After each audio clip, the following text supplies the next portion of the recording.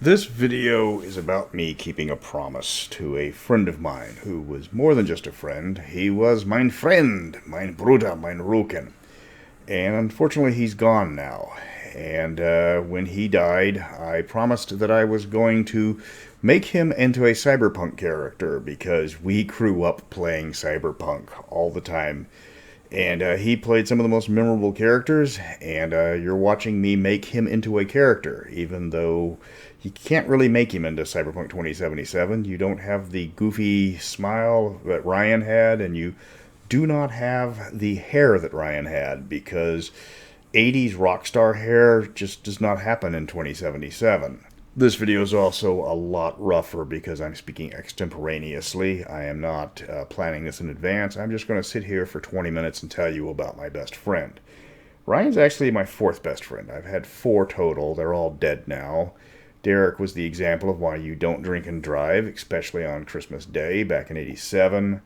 Becky, or just Beck for me, was born dying. She had some sort of I don't know, genetic condition where they told her she wasn't going to make it past 30 because her organs weren't formed right.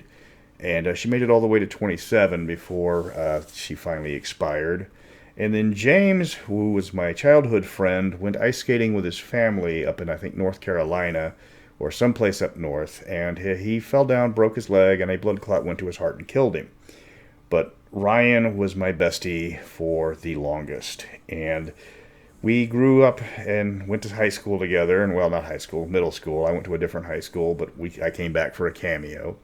And there were three of us. There was me and Ryan and Henry, and we were the triumvirate. And you put us in a room, and hijinks would ensue. I kind of lost track of Henry because he went his way. He went to college after high school, and I went on my own particular way, and Ryan joined the family business. But I kept in touch with Ryan.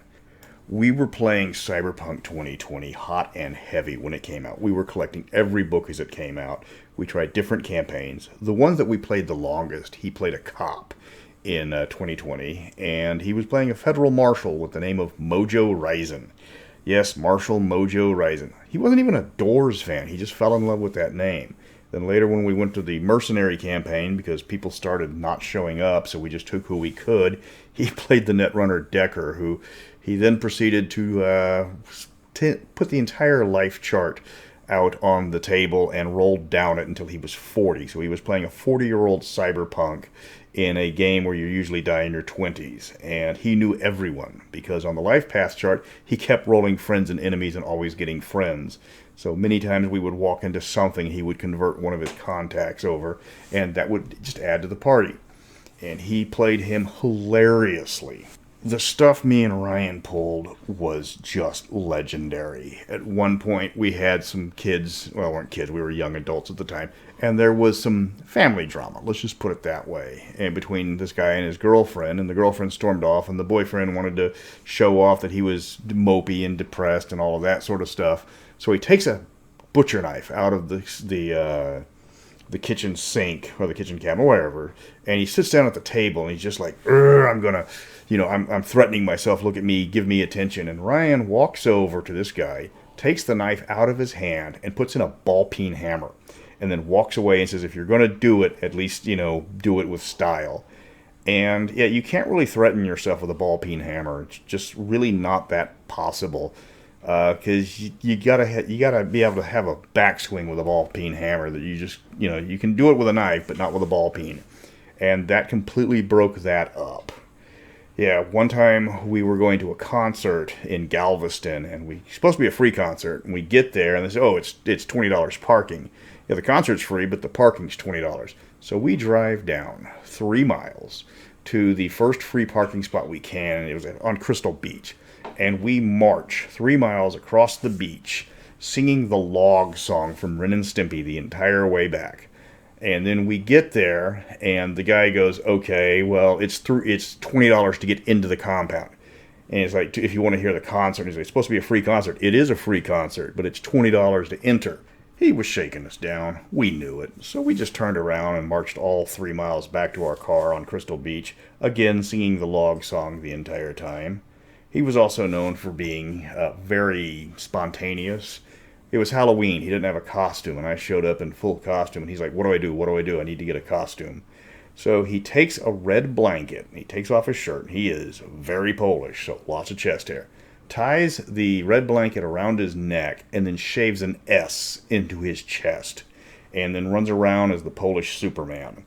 Which more than a few people at the party did not appreciate, because he was not exactly an attractive man with his shirt off and his chest hair showing, no matter how impressive it was, or the S that was included inside of it. Me and him used to always try to get each other for Halloween. Not Halloween, Christmas. Yeah, like I said, this is kind of off the cuff. So we'd always give each other inappropriate gifts. I grew up in a cop family. My father's a cop. My brother's a cop. He met his wife at the police academy. I got cousins that are cops. I had an uncle that was a judge. So I open up my gift from Ryan in front of my family and everybody, and it's a crack pipe. Not just any crack pipe, it is a designer crack pipe. I mean, he got this from Jamaica. It was high quality, the best crack pipe you could buy for $20. And it was all like carved out of marble or something. And my father's looking at me like, I just opened up with a severed head. But I got him back because Ryan came from a biker family. And all of his friends rode motorcycles. His family was mechanics and they took care of it. And he opened up his gift from me, and lo and behold, it was bunny slippers. White, big, fluffy bunny slippers. And of course, I couldn't do anything with the crack pipe, as I don't smoke crack, but he wore those bunny slippers everywhere until his stepfather told him that if he didn't take them off, he was going to get them shot, because they were just disturbing and they were ruining the family's reputation, despite the fact that Ryan loved his bunny slippers, and they were the most worn bunny slippers of any of my friends that I've ever given bunny slippers to. Actually, I think Ryan was the only person I ever gave bunny slippers to. It's really hard to find bunny slippers in a size 12. Whenever there was an RPG, we had to play it. We even tried to play the Aliens RPG back when it first came out and realized that it was absolutely trash. There was nothing going on with this game. We tried to play it. Oh my God, we tried to play it. But we realized that there was absolutely nothing going on with this thing. So we tried other stuff. And at one point, we got into Vampire, and we had some fun, but I got asked to play the storyteller at the Kingwood LARP, and it went from just a few people to, I think we had 60 at the pinnacle, and I was like the only storyteller, so I needed help. So they started giving me people, and I picked Ryan as one of my helpers, and he was the guy that was in charge of keeping all the rules and making sure that nobody broke the rules and we didn't get kicked off campus, which the college didn't understand exactly what we were doing, and this is Vampire, and the start of the grimdark darkness of the grimdark 90s. So Ryan tells everybody at the start of the LARP that there's he gives them the rules, and the rules were pretty much simple. Don't do anything that would get us kicked off campus. Don't do anything that would get us arrested. Don't do anything to the people that are under 18, because that's going to violate the first two. And he said, he gave his warnings. We catch you the first time, we send you home. We catch you a second time doing this, and you don't come back for a month. And we catch you a third time, and it's a kick in the kiwis. And everybody laughed, and that was glorious. So Ryan, we got this one guy that I think he was 19 or 20, and he's macking on a 15-year-old, and they're like, oh, and he's they got hormones, lots of teen hormones. And Ryan finds him the first time and throws him out. And he comes back the next week, and we find him again in the gazebo, and they are necking, and they tell him not to come back for another month. So a couple of months goes by. He comes back, and we're all like walking around, and of course somebody runs up to me and tells me that they're back in the gazebo and they're necking. And this guy is like, Ryan walks up to him. He's just like cussing under his breath. And this guy, he's like standing up. He's trying to apologize. And he's like, yeah. He's like, I'm sorry, but, it's like, she's got an old spirit. She's an old spirit, so she doesn't feel like she's that young. She feels like she's my age. And in the middle of his apology, Ryan takes him off his feet like Pat McAfee with a personal grudge. And everybody is crossing their legs and just screaming because he just kicked a guy in the kiwis hard enough to make him a falsetto for the next several minutes. And Ryan doesn't even apologize. He turns around to the crowd and he goes, I warned him 3 times, and he broke the rules 3 times. So I get to enforce the rules. And somebody just goes, I thought you were kidding. It's like, no, No, I wasn't.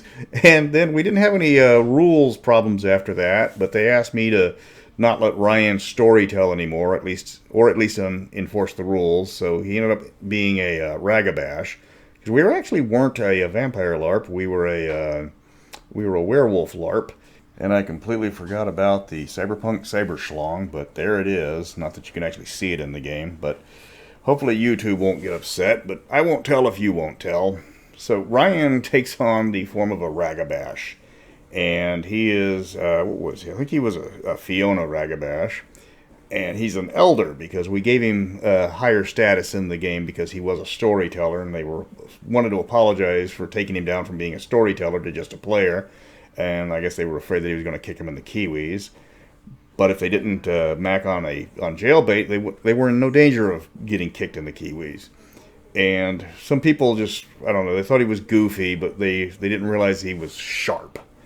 So, like, one time somebody challenged him for rank and did not expect that Ryan was going to issue the challenge, or he made the challenge NBA trivia, and that the guy had to answer the following question to advance in rank, which was, in Wilt Chamberlain's 100-point game, which Golden State Warrior had the second highest point total? Which, of course, everyone knows is Al Attles with 17 points.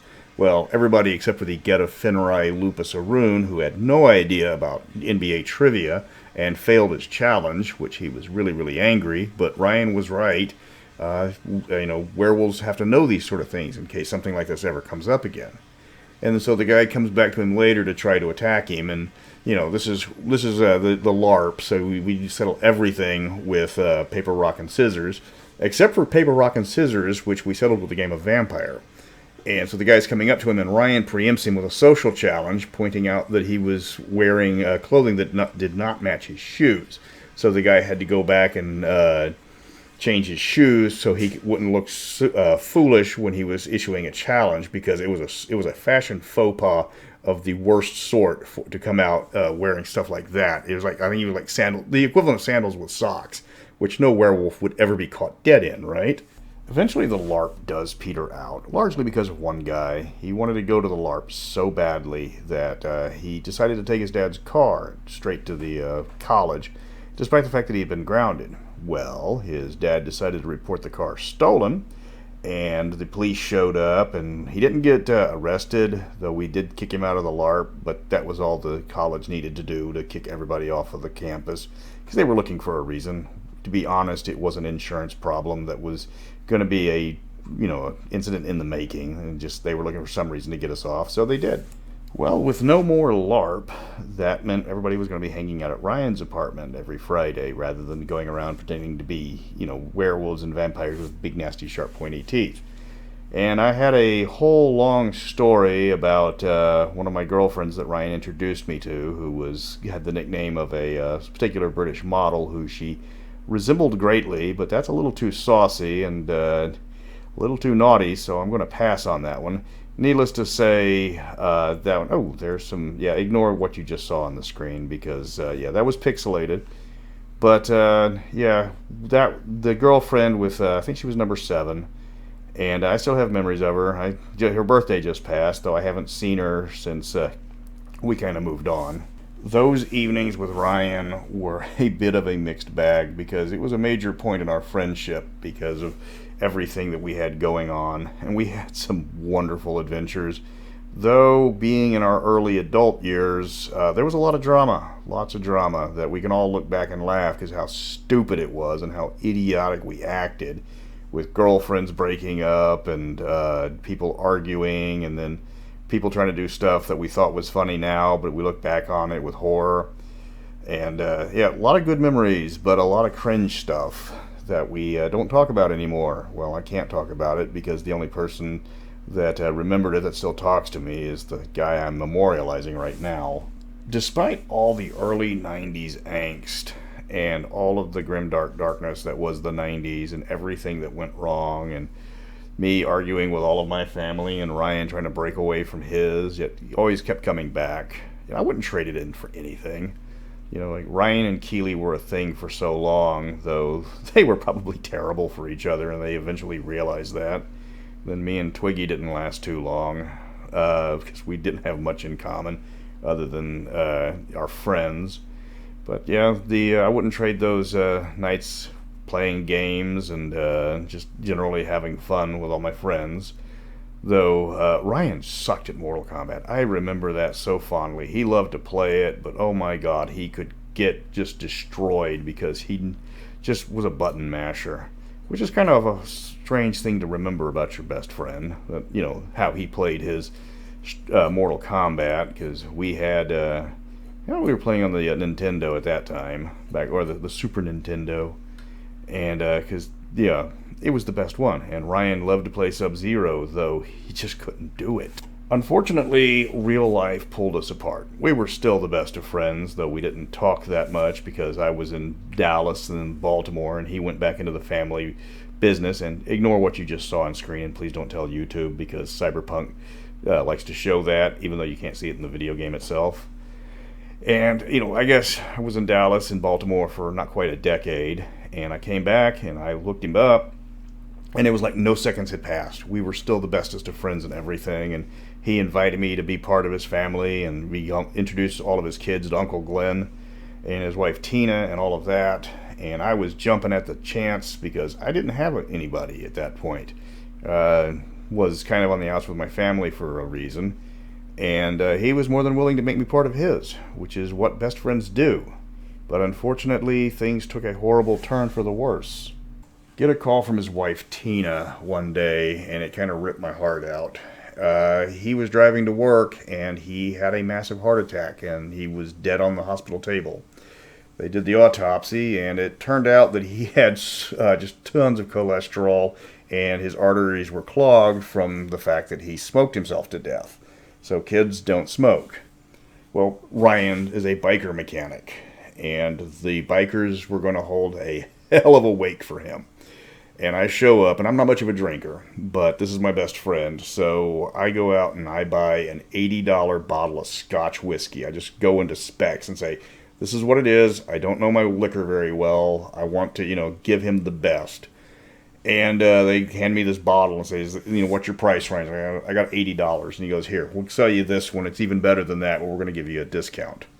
And I'm pretty much the designated driver for a room full of drunk bikers. And one of them, I didn't know him, stands up and he's saying that we can't just bury him. He needs a funeral worthy of his legend. And we need to give him a Viking funeral. Yeah, a Viking funeral for Ryan. And we're like, okay, well, how are we going to do this? Because, his body's at the funeral home. It's like, well, we got to plan this. It's like, see how much trouble we would have to get into this. Because, cops. So I call one of my friends at the Harris County Sheriff's Department. And I ask him, it's like, hey, just hypothetical question. How much trouble would we get into if we, I don't know, gave a friend of ours a Viking funeral? He's like, oh, that's great. That's very funny. I never thought about that. I'll get back to you. And cooler heads prevail, and we do not give him a Viking funeral. And instead, it's a very brief and somber moment. A lot of people crying, and just terrible, horrible things. I mean, he was only 43 when he died. And then the next morning, or not the morning, but right after the funeral, I get a phone call, and sure enough, it's Harris County Sheriff's Department. I'm like, oh my God, what did I do? And I open it up, or I answer the phone, and it's my friend from the Sheriff's Department as he was getting on his shift. And he goes, first thing he says is 56. What? You would have broken 56 laws if you had tried to go through with the Viking funerals. Like, if you count the ones that the Coast Guard gave us, it would have been 72. Like, you called the Coast Guard? Yeah, it was a slow night. So it's like, what exactly would we have done? He's like, well, there was theft of a corpse, improper disposal of a corpse, improper transport of a corpse, breaking and entering, burglary, practicing mortuary science without a license, arson of a water vehicle, setting a watercraft adrift. And of course, the Coast Guard would be less than thrilled if we cremated a corpse in a stolen bass boat in the middle of Lake Houston, because nobody was going to be giving up their bass boat for the Viking funeral. So cooler heads prevailed, and I didn't have to explain to a judge why I was about to do 15 years in a federal penitentiary for an unlicensed Viking funeral. But I did promise Ryan on that day that I would play Cyberpunk 2077 with him by turning him into my first character. And I didn't realize you wouldn't be able to name your character, so it's just V and not Mojo Rising, and you can't be a cop. Though I did do all the NCPD side quests. But yeah, that's the story of Ryan. And I'm going to go play my game, and I've kept my promise to my friend. And just wanted to share that with you. So peace out, guys.